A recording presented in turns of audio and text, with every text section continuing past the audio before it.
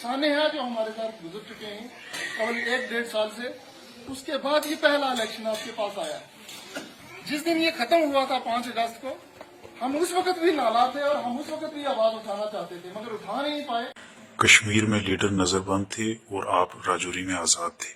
अगर दफा 370 की मनसूखी से वाकई आपके जज्बात मजरूह हुए हैं तो आप कम से कम BC कॉलोनी राजौरी में वाक़ा अपने आली शान बंगले के बाहर तो धरना दे सकते थे।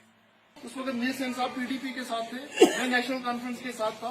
आपने जनाब मीर हुसैन साहब का PDP लीडर का जिक्र किया। आज आप उसकी मिसाल पेश कर रहे हो जो कि आपके पीछे बतौर अपनी पार्टी वर्कर बैठा है।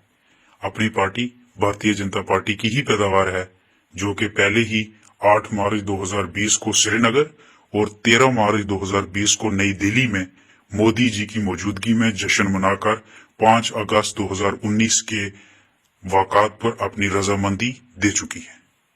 हमारे पास कोई मौका नहीं आया आज तक दिल्ली को ये बताने का कि हम इससे खुश नहीं, हम इससे नाराज हैं। पहला मौका आपके पास आया है दिल्ली तक, अमेरिका तक अपनी आवाज पहुंचाने का, वोट नेशनल कॉन्फ्रेंस को देके अपनी नाराजगी जाहिर करने का। अगर आप ऐसा सोचते हो तो आप सियासत के बारे में कुछ नहीं जानते।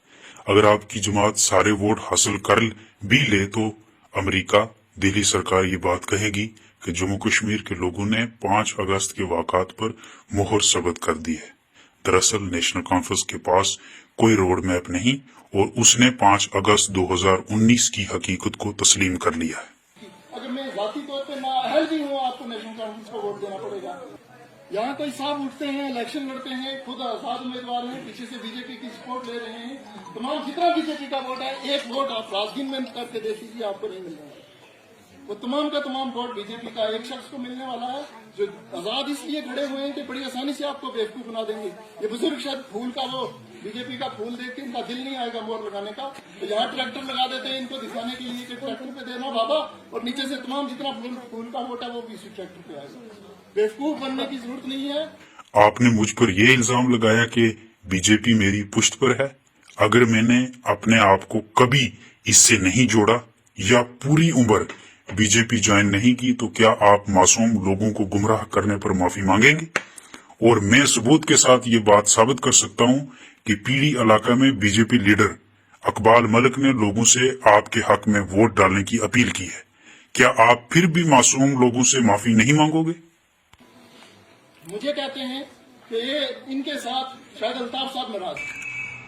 मोहतरम मियां अल्ताफ साहब आपसे नाराज हैं या नहीं, ये हमारा मौजूद बहस नहीं होना चाहिए, लेकिन बात यह है कि आप इस इंतखाब में एक ऐसे शख्स की हमायत से खड़े हैं जिसने एक बार नहीं, 2 बार नहीं, बल्कि बार बार बाबा जी साहब की रहमतुल्लाह अलैह की शान में शरआम गुस्ताही की है और आज भी करते आ रहे हैं।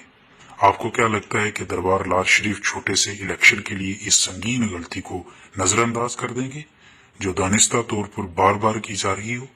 मैं सिर्फ इतना जरूर कहूंगा कि आपने अपने बुजुर्गों की शफकत और प्यार की आखिरी उम्मीद भी खो दी है।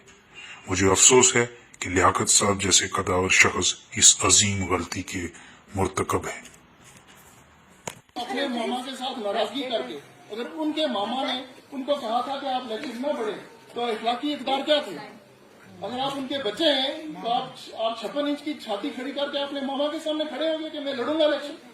आपने कहा कि मुझे पीछे हट जाना चाहिए था अगर मेरे मामू ऐसा चाहते थे।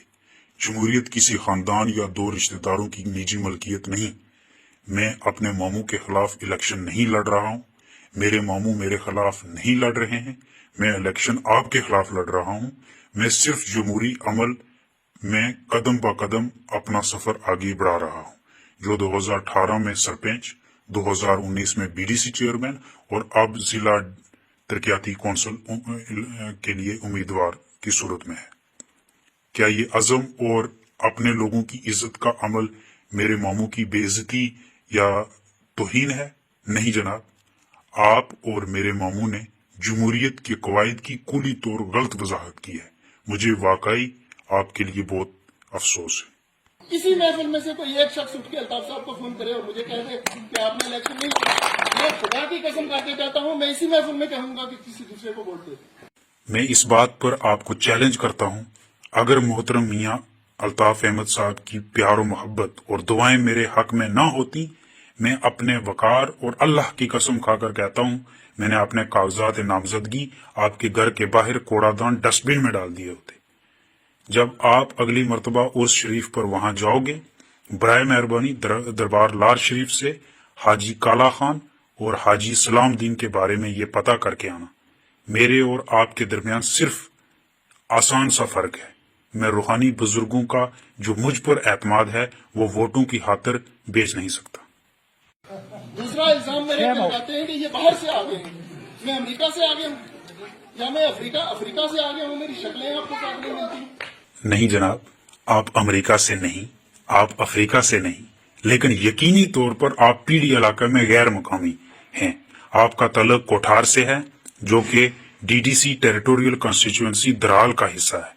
آپ کی درحال میں کوئی ساکھ ہے نہ اہمیت۔ آپ ذات برادری کو بطور ووٹ بینک استعمال کرتے رہے ہو۔ آپ کی ذات گجر ڈی ڈی سی حلقہ درحال کے اندر اقلیت میں ہے، لہٰذا آپ پیڑی پہنچ گئے۔ آپ کے والد نے انتہائی قابل احترام لیڈران کے ساتھ رشتے کو بغیر ان کی جانکاری کے آپ کے حق میں فیصلہ کرنے کے لیے پارٹی پر دباؤ ڈالا، اور پیڑی علاقہ سے نوجوان اور مستحق نیشنل کانفرنس لیڈران کو یہ موقع دینے سے انکار کیا، جیسے کہ وحید کسانہ۔ آپ پیڑی میں ایک آؤٹ سائیڈر تھے، آپ پیڑی میں ایک آؤٹ سائیڈر ہو، اور آپ ہمیشہ پیڑی میں ایک آؤٹ سائیڈر رہو گی۔ اس حقیقت کو خوشی خوشی تسلیم کر لو۔ خود دین کی ایک پینٹ لگائی ہوئی ہے، ہم لوگوں کا جو کلچر ہے وہ اپنانے کے لیے بھی تیار نہیں۔ آپ خود دیکھیں ان کو، وہ جن کپڑوں میں آپ کے پاس آتے ہیں، آپ لوگوں کا وہ کلچر ہی نہیں ہے، آپ لوگوں کا وہ تہذیب و تمدن ہی نہیں ہے جس میں وہ آتے ہیں۔ آپ نے درست فرمایا، میں پچھلے کئی سالوں سے ایک ہی جین پہن رہا ہوں۔ میری جین میری سادگی ہے۔ میں لوگوں کو دھوکہ دینے کے لیے نیتا لباس نہیں پہن سکتا۔ میں بچپن سے جینز پہنتا آ رہا ہوں۔ میں حالات اور جگہوں کی مناسبت سے اپنے کپڑے تبدیل نہیں کرتا۔ یہی وجہ ہے کہ لوگ مجھ پر بھروسہ کرتے ہیں۔ آپ خوبصورت جوان ہیں، ماشاء اللہ۔